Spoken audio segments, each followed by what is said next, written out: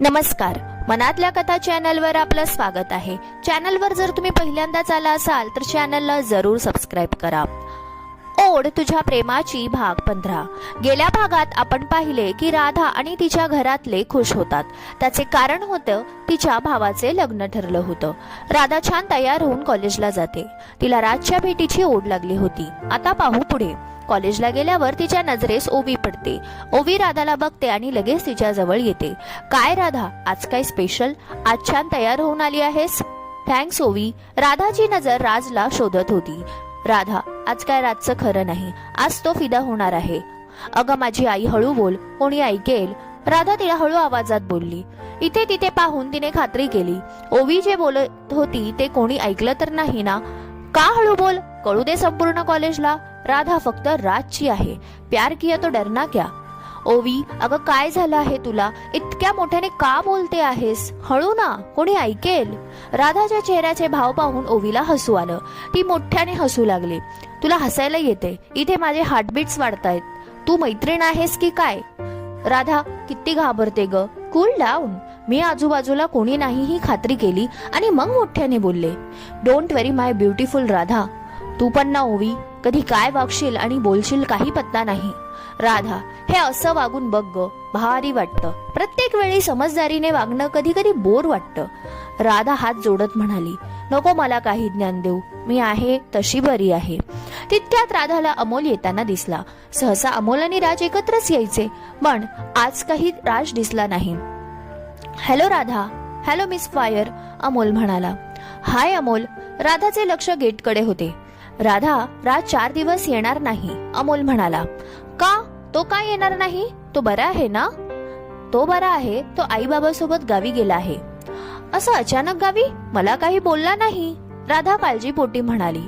हो, ते अचानक फिक्स झालं। हे ऐकून राधाचा चेहरा उतरला। ओवी तिला समजावत म्हणाली, राधा 4 दिवसाने तो परत येणार आहे, तू इतका मूड ऑफ का करून घेत आहेस?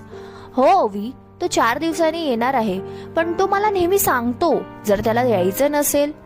यावेळेस त्याने असं का केलं? मला का नाही सांगितलं?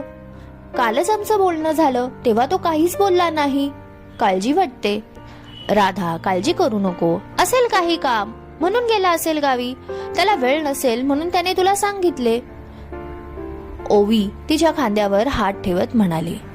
ओवी, कमीत कमी मेसेज तरी करू शकत होता तो, का असं वागला? राधाची काळजी बघून अमोल म्हणाला, राज मला म्हणाला आहे आलो की पहिला कॉल मी राधाला करणार आहे। हे ऐकताच राधा खुश झाली। खरंच अमोल असं म्हणाला का राज? हो राधा। हे ऐकलं तरी देखील राधाला राजची काळजी वाटत होती। तो सगळ्या गोष्टी राधाला सांगायचा। राधा देखील प्रत्येक गोष्ट त्याला सांगायची। दिवसभर तिचा मूड ऑफ होता। घरी आली तरी तोंड पाडून आईला म्हणाली, आई आज मला जेवण नको। राधा, बरं वाटत नाही का? आई, मी येताना कॅन्टीन मध्ये खाऊन आले आहे, नको आहे जेवण, मी थकले आहे, मी झोपते जरा। असं म्हणत ती रूम मध्ये गेली। रूम मध्ये गेल्यावर ती आरशात बघून जणू राजशी बोलू लागली, काय राज, आज खास तुझ्यासाठी इतकी तयारी केली आणि आज तूच नव्हता, का असं केलं राज? एकदा तरी सांगायचं तू गावी जाणार आहे। तिचं मन कशातच लागत नव्हतं, उदास झाली होती। तिच्या डोळ्यात पाणी आलं। राजवर राग देखील येत होता आणि त्याची खूप काळजी वाटत होती। फोन केला तर फोन देखील लागत नव्हता, मेसेज पाठवला तर तो देखील त्याने पाहिला नव्हता। त्याचा विचार डोक्यातून जाता जाईना।